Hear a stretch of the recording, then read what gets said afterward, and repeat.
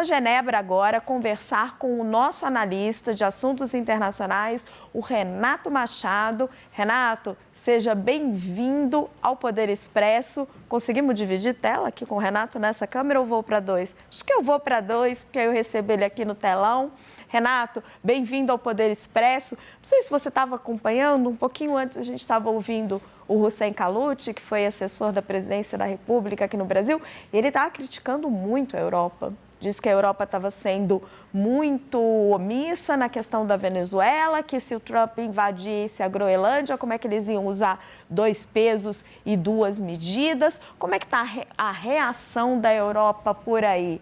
Teve bloqueio de bens, mas o que você tem sentido e percebido? Boa tarde, Raquel. Boa tarde a todos que nos acompanham. Vou aproveitar também para usar uma expressão que foi usada pelo embaixador Roberto Azevedo, que a reação foi pífia. E na Europa é o principal sinal disso. Algumas postagens foram feitas logo depois da ação americana, dos principais líderes, a presidente da Comissão Europeia, Ursula von der Leyen, o primeiro-ministro da França, Emmanuel Macron, do Reino Unido, o Starmer, o Pedro Sánchez, da Espanha. O Pedro Sánchez foi mais incisivo na condenação. Todos os outros tinham feito um posicionamento um pouco morno. Até porque a Europa, eu acho que está claro para todo mundo que ela não tem apreço nenhum por Nicolás Maduro. Então, ela celebrou a queda de Nicolás Maduro. E muitos desses líderes, eles usaram esse fato, eles deram mais destaque para esse fato. Levemente falavam respeito a direito internacional, mas ainda era um pouco fraco a condenação.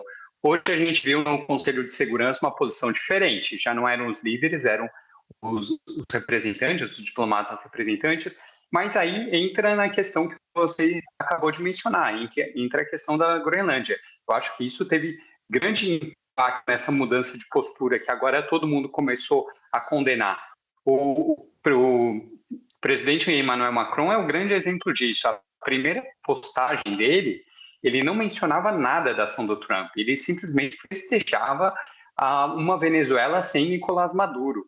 E ele, na sequência, ele fez uma outra postagem em que ele falava que ele conversou com a Maria Corina Machado sobre a libertação dos presos, ou seja, ele estava totalmente engajado no Venezuela pós-Maduro, sem levar em conta, sem se aprofundar no que havia sido feito, a forma como foi feita a ação de Donald Trump. Ele foi pressionado por isso. Então, por isso, agora ele soltou uma nova frase em que ele falou que os métodos usados pelos Estados Unidos não foram nem apoiados e nem aprovados pela França.